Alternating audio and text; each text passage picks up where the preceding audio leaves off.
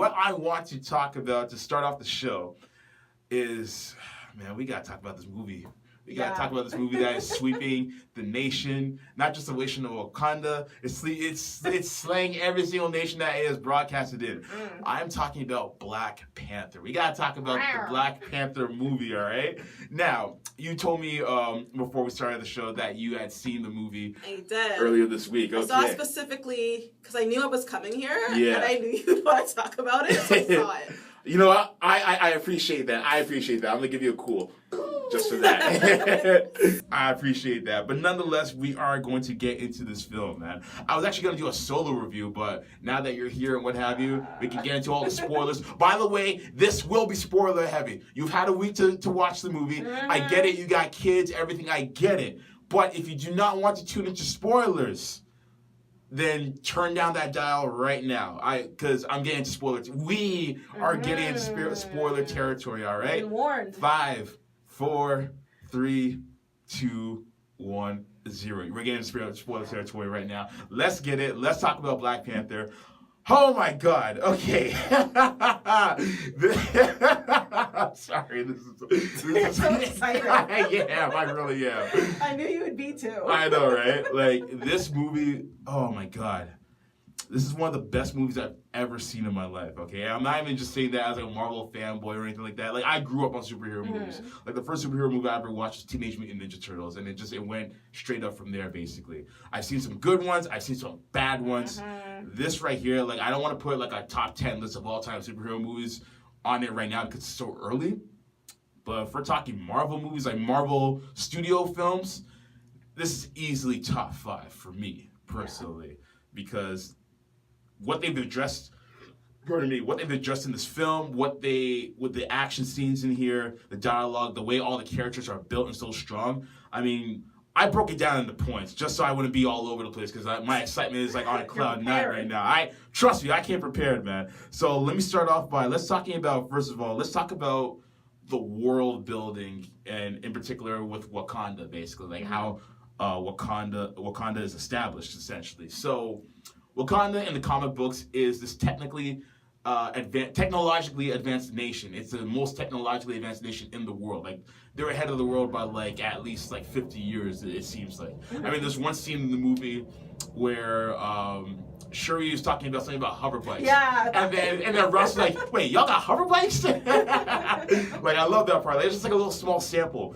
But yeah, I just love the fact that Wakanda is this Afro-futuristic world where they still hang on to their natural traditions that make them still African in a sense. Yeah. But they know that they have a mineral that is strong enough to advance them into the next stage of life, essentially. It's to the point where they don't need to mine for oil or pump for oil or mine for gold or anything like that, whereas other countries in the world are struggling to get that stuff. And they're just kind of laughing on the inside like, psst, look at these guys, man. We got vibranium. We're okay. Right. You know what I mean? Under their, like, cloud, their shroud, actually, of, like, was it the poorest nation in the world? Right, a third world country with shepherds and farms and it's like starving babies. I know, right? Where millions of people die each and every day, like those PBS like documentaries. For $1 a day, I know, you can save little Chewbacca. Chewbacca. So this is Christmas. Basically, none of that is seen in this movie, and I'm so thankful for that.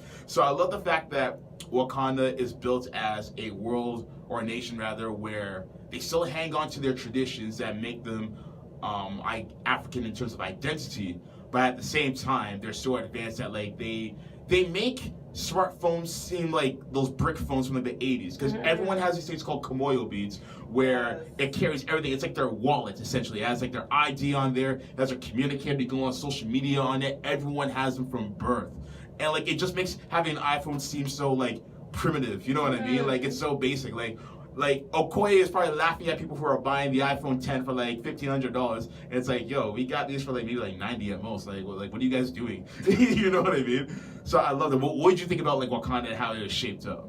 I thought that was interesting, the way you were saying how it's a technologically advanced society, but then yeah, you see them there, they're like in their, cultural garb, but then they have their like beads and they're like, oh, so-and-so's calling, and then it pops up in 3D, or like, like you're saying, anything they could find is findable with those beads, which I really liked. Mm-hmm. And I like how they have their little village and stuff, and Yes. they're going through, and then there's the mountains. Yeah. But then inside, there's like the dome of like all the stuff that what's her name, Shuri has. Yeah, exactly. All the like the Panther gadgets, suits, yeah. the gadgets, the gizmos. It was nice. Exactly. I would have, yeah, like you were saying, we were talking kind of off the air. I would have liked to see more of it, because it's like, how does that coexist? Like, I want to know more. Exactly. I think they did a good job of kind of wanting us to feed for more, right? But yeah, that area that you were talking about where Shuri was and building all the tech and stuff like that, they call that the Great Mound. So that's what it's called in the comic books, basically, because that's where the central location of the vibranium is found, and she's the head of the tech group that designs all these things like architecture for the city. Like the golden city that they're located in, like the Panther suits and the little Panther gauntlets that she has, the Komodo beads, all that stuff. She's basically the head of that department, essentially. It's like their Pride Rock. It's like I saw so many parallels with the Lion King, but yeah. You could call it that. It's great. Not only from like the tech, whatever, but like going back to the tribal aspects, like they hung on to their traditions. And what I loved about it is that they took from different tribes within Africa, within different areas. So like, for example, the Dora Milaje, they had these little neck rings that was akin to the Ndebele tribe of Kenya. You had certain tribes within Wakanda who kind of took over the Maasai tribe, basically. You had what's his name, Wakabi and his tribe. They had the scarification on their face, and that's reminiscent of, I can't remember the name of the tribe, but they're from Ethiopia, essentially. And then you had also the Jabari tribe who lived in the mountainous regions, and those regions are very comparable to what you may see in like the northern regions of Ghana, for example, because it's close to that Saharan borderline in a sense. So there's so many things that they took, even like the dialect. Like we were talking about M'Baku and how he was talking, and like he had a very West African dialect to his speech. Yes. Like you saying stuff like, "Hey, we will not allow it, so not today. Hey, are you done? Are you done?" Like the way he was talking, I'm like, yo, I'm at a fam jam right now, like real talk. They did the accents very well. They did it very well, and especially with the majority of the tribes within the Wakanda, they spoke in a dialect that's more prevalent in Southern Africa called Xhosa, basically. So it's like a Swahili dialect in a sense, and that was the main language that everyone was speaking. And so if you heard a lot of the clicks, that's where it came from. That's one of the more ancient languages of most African tribes within the Bantu region as well. So I love the fact that they kind of held on to that tradition, and like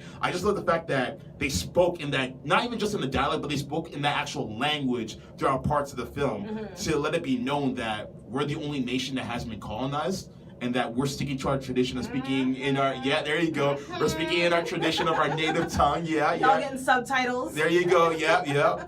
I loved it. I just love how they kind of took that aspect and just kind of made it their own in a sense. And they even have their own like language as well. Like you saw it within the film. Before it becomes English, it's like some script. And that was actually inspired by ancient Nigerian script as well. I can't remember the name of it. I heard about it today.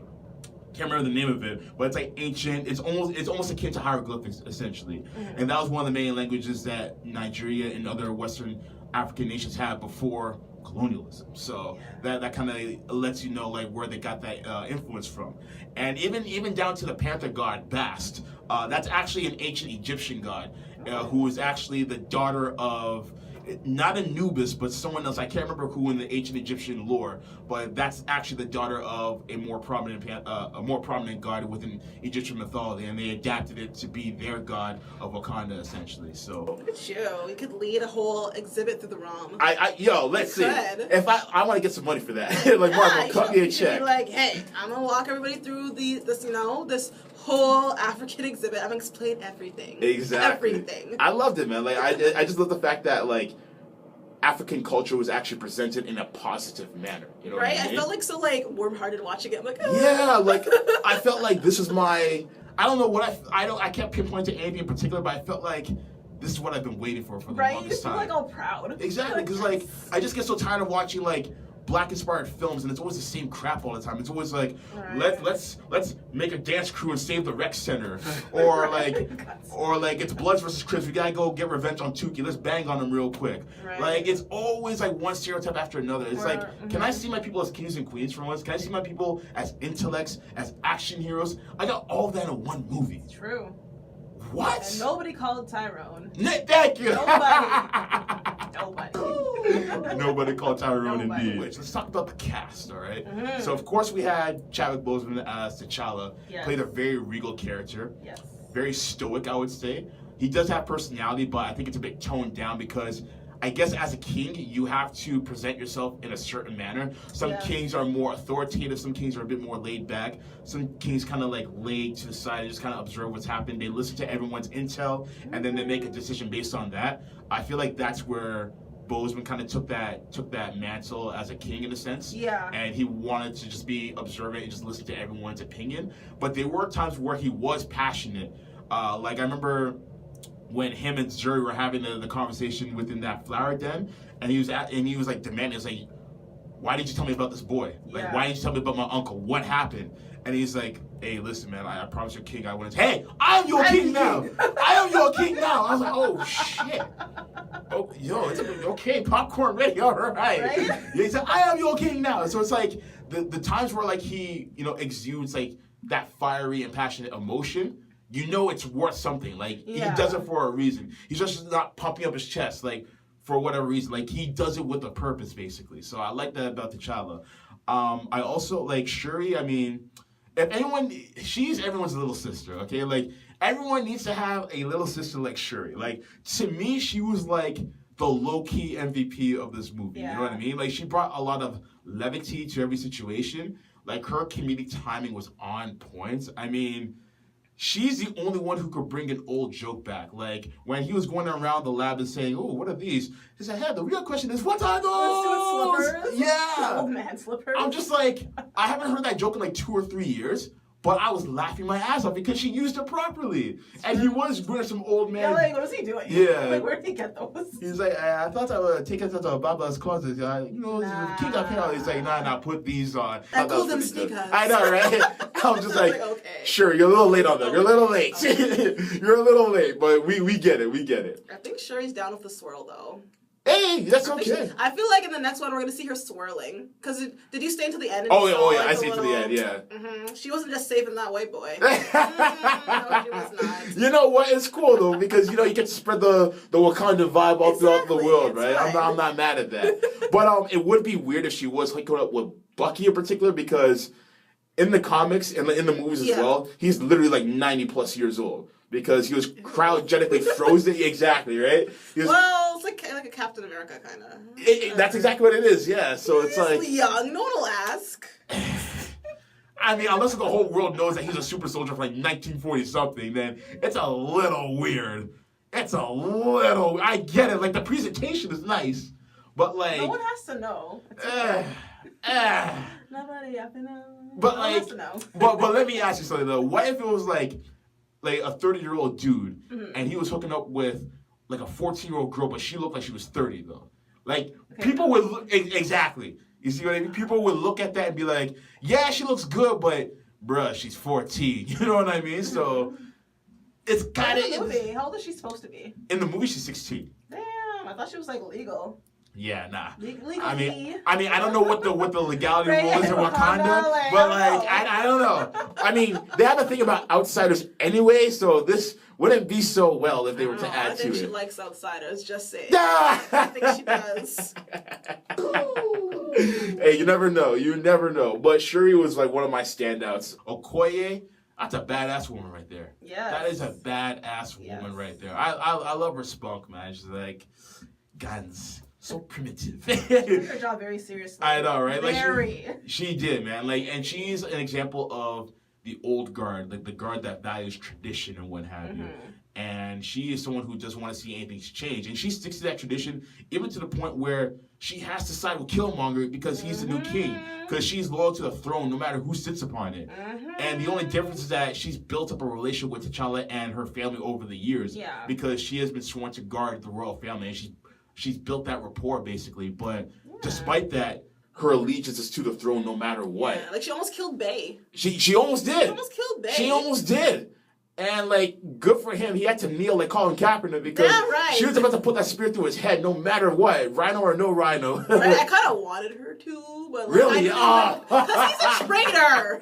God. But he followed the throne. He followed the throne. I mean, I don't like him for doing that either because of the past relation, because they're boys or what have you. Yeah. But, like, he did the same thing that she would have done because at the end of the day, he followed the throne. But I just feel like he was sappy about it, you know? Yeah. It's like, you know, he's like, oh, you gotta get Claw. Yeah, It's okay, I'm working on it. Exactly. Like you were saying, he was like with King for like what, a week? Yeah. He didn't do the thing, and he's just all like, oh my goodness. Yeah, I know, right? Yeah. All huffy, like, what do you want? Exactly. What do you want from me, bro? Like, it's my first day, like, right, and like I did more than what any king did in the last 30 years when it came to Claw. Exactly. He's been evading them for that long. So it's like, what do you expect? Exactly. And I'm all huffy, like, oh, you promised. So from there, I was like, yay. Yeah. And you know he was salty because when he asked to come on the mission, he's like, nah, I need you here. I need you here. Yeah, man, you gotta shepherd your rhinos. Don't shepherd themselves. Well, don't kill me. Not even that, though. He's part of the border tribe. So the border tribe's main duty is to literally protect the border of Wakanda, make sure no intruders or interlopers come within, like, a few feet of the border. Because if you remember, their border basically looks like a shepherd herd, essentially, right? And, like, they're disguised to look like herders and shepherds and what have you. So it's like, they see Killmonger coming in, and it's like, oh, shit, like, who is this guy? How does he know about this area of Wakanda? Like, what's happening? Right? Yeah. I want to get into Nakia real quick because I know, all right, fine, whatever. But no, I really like Nakia. I feel like Nakia is a progressive, someone who loves her nation but wants to see change, right?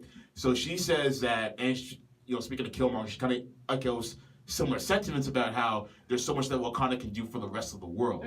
But she goes about it in a more peaceful and diplomatic manner. Like the moral compass. And she is the moral compass in a lot of ways. Like, let's provide first relief aid. Let's provide, you know, refugee safety. I mean, even at the beginning of the movie, like, her mission was to save those women from being transported into, like, human trafficking. And what I didn't realize until maybe a couple of days ago was that was like a loose, you know, shot at the whole Boko Haram situation in Nigeria because they were in Nigeria, and like her duty was to stop those traffickers from taking those women and that little boy who's trying to be a child rebel soldier. So I'm like, okay, cool, I see what you're doing.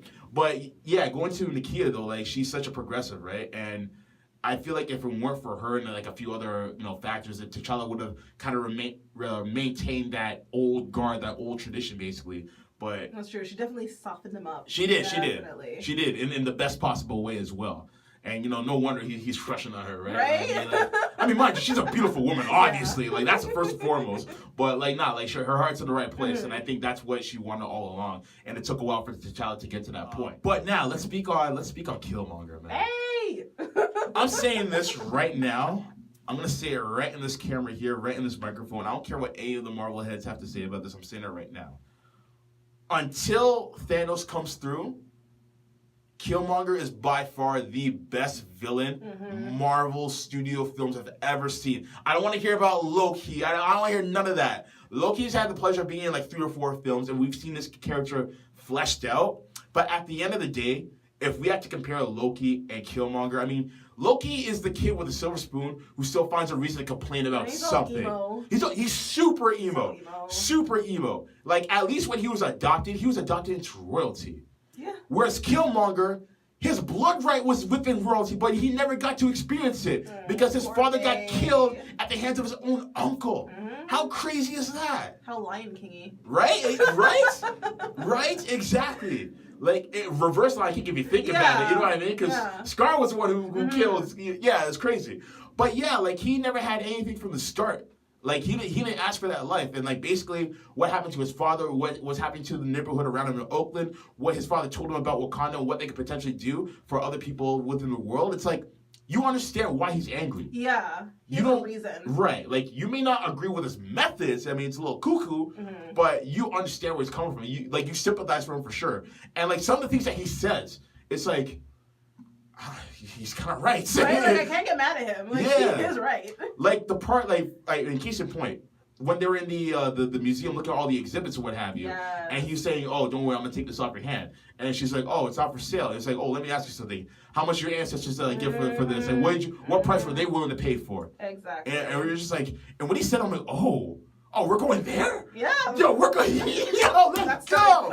Let's go. Okay, Marvel and Disney, I see you. Mm-hmm. So like they're talking about like slavery and like colonialism and all that Yes. stuff. I'm like, wow. And it's cool because the artifacts that were exhibited, besides from that Wakandan hammer or whatever, they were actually legitimate artifacts. Like I didn't know that. Yeah, no, like I watched it with my dad actually for the second time, and they're talking about the masks that came from like Togo and Benin, or sorry, Ghana and Benin, and he's like, yeah, she's right. Yeah, she's right. I'm like, ooh, okay, okay, cool. I see you. You went digging, okay. So yeah, and he's the OG, African in the household, right? So of course, like. Definitely. Facts. Exactly. He's got the facts. He's got the artifacts. Oh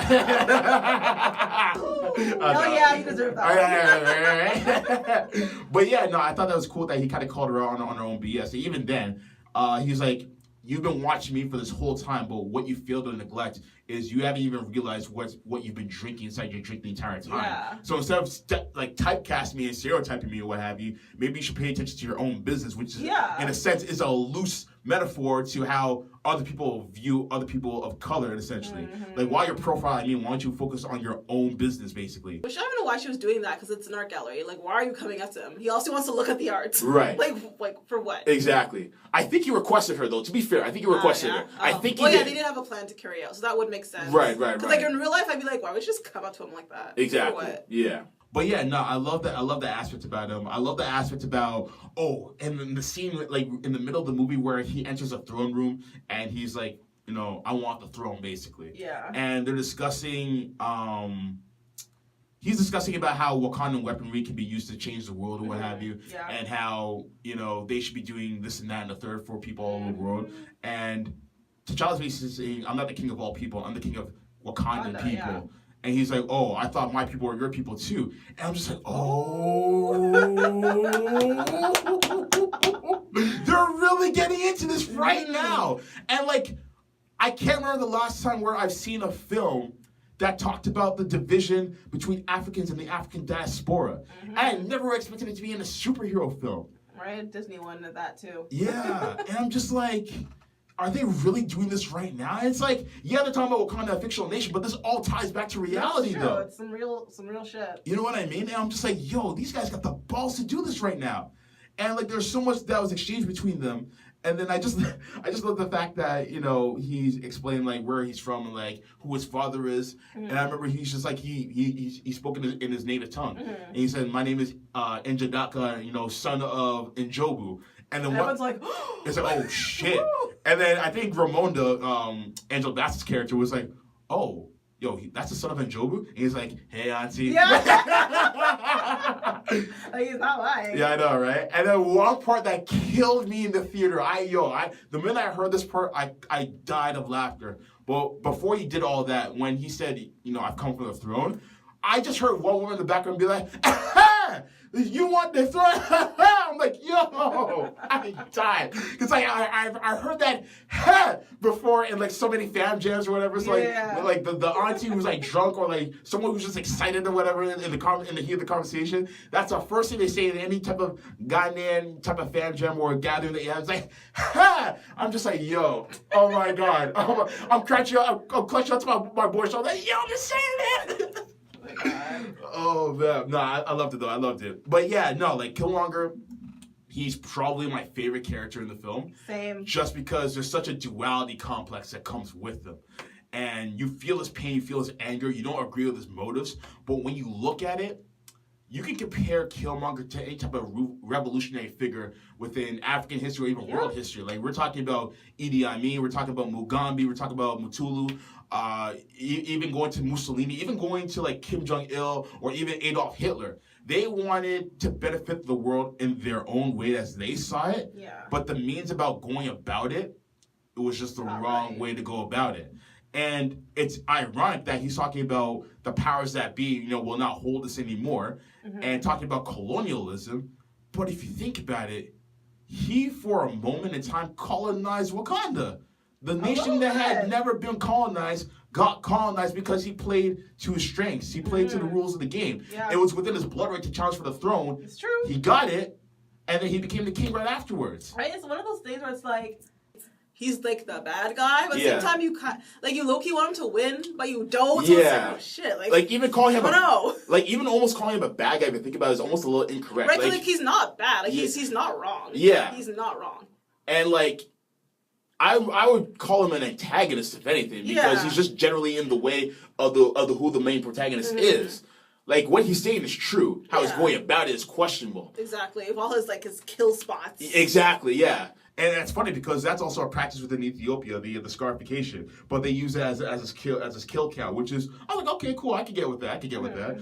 But speaking of the whole colonization aspect of it, when Everett K. Ross, the white guy, the guy who works for the CIA, he's like, oh, he's not from Wakanda, he's one of ours. Like, we trained in the CIA, and his role is to destabilize governments and to overthrow them, which is what has been the whole entire motive of colonization in world history. America's been doing it for how long? They go into like Iraq or Afghanistan, they take out the insurgents, and they imply their own law and their own form of democracy into those nations. Yeah. It's been happening for God knows how long. It's especially happened to Africa for how long. Like, why do you think Islam and Christianity are still the major religions in Africa, right? Why do you think people still speak the languages of their colonialists, right? Yeah. Or colonists rather. So it's like, holy shit! So like they're spitting real facts. But what I love about it is the fact that they're not beating you over the head with it. Yeah, like you can wrap your head around it. Exactly. Like, you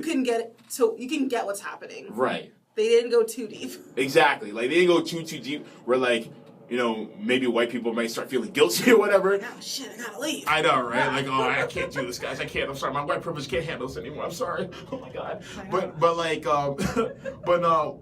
Like they explain it in a way where it's educational, but it's not preachy. Yeah, and it's not like overly blameful, if that makes sense. Exactly. No, I get what you mean. Yeah, I get what you mean. These are the facts. This is what happened. Exactly. There you go. Yeah, and that's history in a nutshell, and that brings us to today, where it's still kind of lingering. So I got that, and I respected the fact that they went that direction. And another thing I want to say before I go to the next topic, this is kind of a little of a side that I probably should have mentioned earlier. I have a side thing too. Oh yes, nice. But Shuri, like she was the comic relief of this movie, and I love the part when Ross wakes up in her lab or whatever. And he's like, what the hell's going on, whatever. And then like he's like, where are we? And she's like, don't scare me, colonizer. Oh my god, I didn't pick up that she said that. Oh, you didn't pick? Oh my god, I God, died when she said that. Like colonizer, colonizer. But no, I thought that was hilarious. So I love that part. No, all I know is Michael B. Jordan needs to keep those dreads. They suit him so They actually well. do. They actually do. Oh my goodness! Like I always thought he was cute, but then when they first zero in on him in the art gallery, I'm like, who that? I know, right? You know what the funny thing is? I remember I was watching the teaser trailer for way back in June. Yeah. During the NBA Finals, and I'm geeking out, right? But I saw Michael B. Jordan in the dreads with his little mean scowl on his face. Right, he has little grills. I'm like, I'm like, yo, he got dreads now? I'm like, yo, it's about to be a thing, man.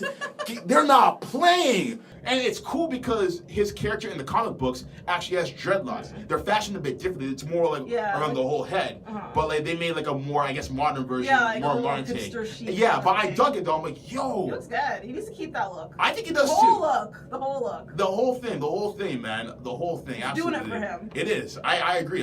That's a good look for him. One thing I like about this is the fact that the politics of Wakanda really get into it. They're so much of a traditional country that it's almost to their detriment. That's the reason why Killmonger became the king. You know what I mean? It's you're a nutcase. We're not gonna have you as our leader. Right? It was a little too easy. It was, but that's at fault of the Wakanda people because they're so stuck on tradition. It's true. It's crazy, right? And I think that was definitely to their detriment. And they should have just been nah, we're rolling with T'Challa. But again, it's also T'Challa's fault as well because he accepted that challenge. No, it's true. He should have just been no. Yeah. I know, right? Take this man away or something like that. Exactly. Right? Take him away. Exactly. Nah, but he man. just accepted it. He accepted it. He shouldn't have, man. But like, I guess it was his pride that got into the way, and I guess just finding out about the past mistakes of his father, he was kind of overwhelmed by that. He didn't know what to do, so he figured, I guess, in the name of tradition, he has the right to challenge, essentially. Yeah, he probably felt bad too, because like, oh yeah, little hood baby left alone. Exactly. When he should have been in Wakanda the whole time. Exactly, right? Like, and that easily could have been a thing where it's like, okay, yeah, you could have grown up here. You didn't have to, go through all this hardship. Like and like by leaving him in Oakland, they create a bigger monster than they anticipated. This guy waited his entire life for this. Right, like he was training. That was like his Olympics. Right, it really was. And one of the things I love about this, I think the thing I love about this film the most is just the writing overall. It's really good writing, and Eric Killmonger has some of the most captivating scenes in this film when it comes to dialogue. Like when he drinks the fluid of the herb, and he goes into the ancestral plane, his version of it, I guess. And basically he's having a conversation with the spirit of his father. And then one part where his father and Jobu, he's like, hey, where are my tears? No tears for me? And he's just like, people die all the time. That's so sad. I was like, oh my God.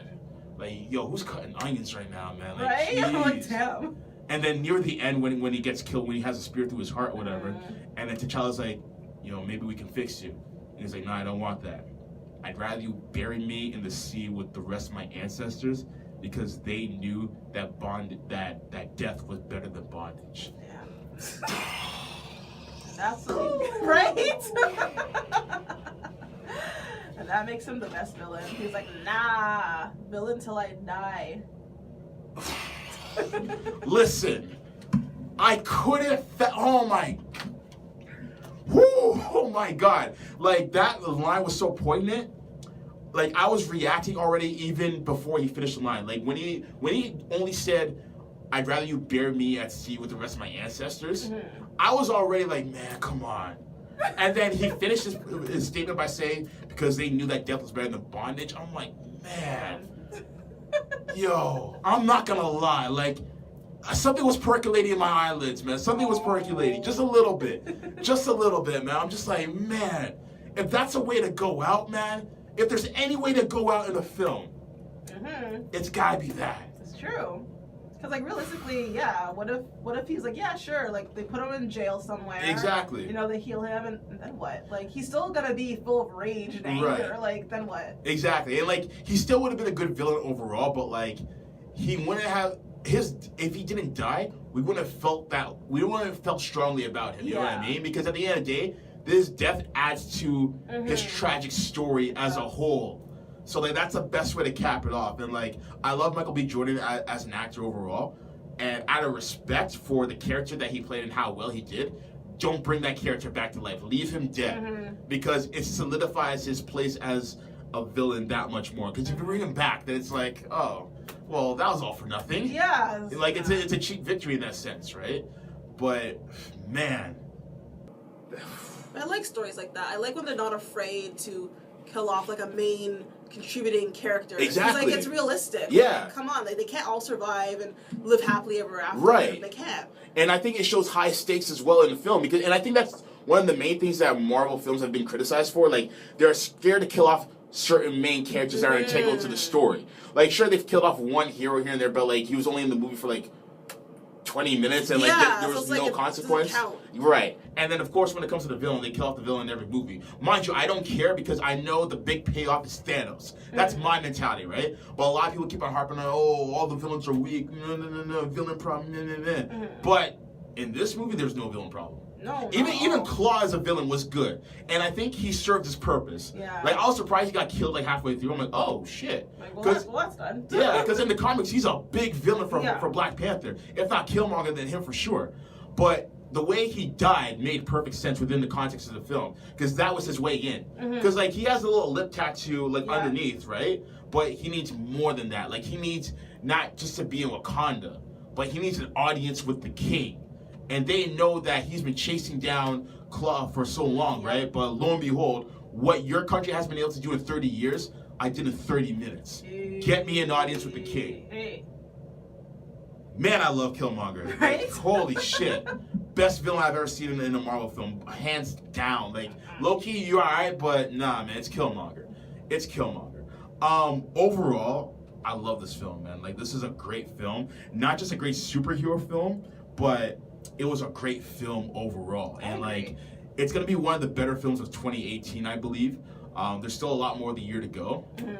It's already my favorite. Mine was February, but I'm probably going to bet, like, just in my own subjective thinking, that's probably going to be my favorite film because it meant so much to me more than just your average superhero film. We'll see how they do for awards. You know what? We'll see. When it comes to awards, I'll say this. They're definitely winning awards for costume design. Easy. Yeah, they have Easy. to. That's a given. They're going to win, or at least be nominated for an award for visual effects because normally superhero movies do get nominated for that because of all the CG and stuff like that. What I want to know is our actors or the film as a whole are going to be nominated for we know awards. It's a great movie, but and like everybody knows it's a great movie, but is it actually going to get the credit it deserves? Exactly. We'll see. And superhero films are known to get snubbed for that. Like, there's a few films out there that should have been nominated for certain awards. I think right now, Logan, the Wolverine movie, that's nominated for Best Screenplay Adaptation, which is kind of based on the comics of like Wolverine, the X-Men, and what have you. And it was a great film. I loved it. I feel like this film should be nominated for that same award, Best Screenplay Adaptation, because it's based on a comic book from Marvel.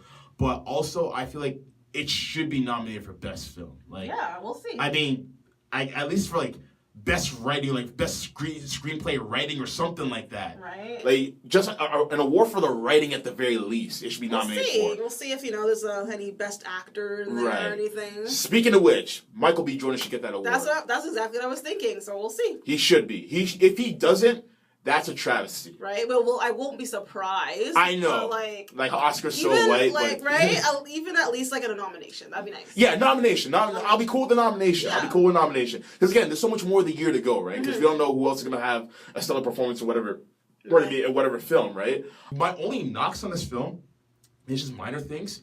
I would say I wasn't a fan of what's it called? I wasn't a fan of Wakabi's character arc. How he switched on T'Challa so quickly, even though when you look into the context of the film and also the comic books that they were tight to the hip. But then he does one thing wrong or doesn't succeed at the one thing he's supposed to do, and then you turn on him so quickly, and then you also side with Killmonger, so quick, a usurper to the throne, just because he killed the guy that killed your parents, basically. Like, you don't know this guy. You know what I mean? I'm saying he switched up so quick. He did, yeah. I thought I was like, that's a little weird. Like, at least let it build up to that and then switch on him. So maybe that's one thing I didn't like. But it's a minor nitpick. And then the other thing I didn't like, again, minor nitpick. I wanted to see more of Wakanda. I really did. I mean, mind you, there's only so much you can put in a 2 hour and 20-minute film. Exactly. And I know it didn't feel like that long at all. It didn't feel that long. I wanted more, and that's good. I think the first cut of the film was nearly 4 hours long. Damn. So I'm sure we had more world building in Wakanda. We just couldn't get to it because of time constraints, which I totally understand. Well, maybe in the director's cut version. Yeah, it could be. Yeah. Or like if you get the DVD, the deleted scenes or what have you. Exactly, something like that. Yeah, so we'll probably see some of that, hopefully, because I would love to see more of Wakanda. And then people love to harp on like the CGI effects, whatever. It's like, oh, this didn't look tight enough, and blah, blah, blah, whatever. Me personally, like, you're watching a movie about a guy who dresses up in a bulletproof cat outfit who has superhuman powers, and you're bitching about the CG. Like, to me, like, I feel like it lets us know that with the society nowadays, because we're so accustomed to superhero movies, we become spoiled. And we want more CGI, more tighter CGI. But in my opinion, as long as it's not the CGI that we saw 20 years ago in the Mighty Morphin Power Rangers movie, I'm okay. The CG in this was passable. It was good. Good. I get it. Like, I dig it. So it's just like, you can only ask for so much. You know what I mean? It's like, it's not a real world. Like, relax. Exactly. Relax. Like, it's not that serious. So I'm not even going to criticize the CG. I'm okay with it. Like, it's not a huge thing for me to harp on. Like, I'm okay with it. It didn't look cookie cutter or, like, amateur. I was cool with it. But overall, if I had to rate this movie out of 5 cool points, that's right, I said cool points. I'm going to give it 4.75 cool points out of 5. Okay. There we go. Had to solidify it. DKM. Yes. Well, what would you give this movie if you had to rate it? Out of 5? Yeah. I'll go to 5. You get a 5, eh? Yeah, I'm not gonna hate. Classic. I'm gonna go to 5. But yeah, I said again the issue of Wakabi the traitor. Right. But, it is what Right. it is. We have to add into the movie, whatever. But I Right. liked it. Like, there wasn't any parts where I was like, oh, the scene's long. What was this boring? Like, the Right. story carried well. It made sense. Yeah. It was good. Action-packed. Funny moments. Exactly. It was good. Yeah, I liked it. I dug it 100%. I dug it 100%. So I encourage as many people to go see this movie as possible because it's a cultural landmark. It's a movie that the Black community has been looking for so long that deviates away from the norm. It gives us action, excitement, adventure, sci-fi thrills, but at the same time, it still educates people without beating you over the head with it, basically. Yeah. And a lot of people keep saying it's the first film with a Black lead superhero. It's not the first. It's not the first. I think we have to give credit to where credit is due. At least from the Marvel standpoint, even then, it's still not the first. It's the first Black superhero in a Marvel Studios production. Yeah. That is more specific because before then we had Blade, which is Wesley Snipes. We had Spawn, which is Michael Jai White, I believe. I like that movie. I did too. I think it was before its time because CG wasn't really into but the even thing back so, then. if it's on, I'll watch it. Exactly, yeah. And I feel like those two movies in particular, they were the ones that originally opened the door for rated R superhero films. A lot of people kind of give that credit to Deadpool, and I get it. It was the first one that was. It wasn't the first one to be a success because Blade was a success in the box office. But again, we live in an era where it's what have you done for me lately kind of thing, right? So we can be victims to that at times, but again, I think it's important to recognize that the first major successful Hollywood film that's led by a Black superhero lead was in fact Wesley Snipes and Blade, basically. I'm not sure how well Spawn did in the theaters, and I can't really confirm that. But if we really want to be specific, you can say that this is the first Black lead superhero film within a large Black ensemble. You can say that. That's more accurate. And I think, all these movie studios and just fans of movies really need to be more specific when it comes to that. But that's my take on that. I thought it was an amazing movie. I think people are going to remember this for a long time to come. And all I will say is that the sequels have a lot of work to do to kind of live up to the expectations. It may be their Illmatic in a sense, right? You don't want it to, but you just hope and pray. As long as Coogler is attached to the film, it'll be okay. We'll be okay. Yeah, we'll be okay. But yeah. They better not piss him off. Nah, definitely not. Give him that Brinks truck. But nah, I love this movie. It was great, and I would definitely watch it again in theaters. I have no shame in saying that. But ladies and gentlemen, listening and watching at home, what do you guys think about Black Panther? Was it a classic? Is it the best Marvel Studios film that's ever been produced thus far? Do you have high hopes and expectations for the sequels? What do you guys think? Let me know. Hit me up on social media at DM_cool or cool_radio and share your thoughts. Wakanda forever.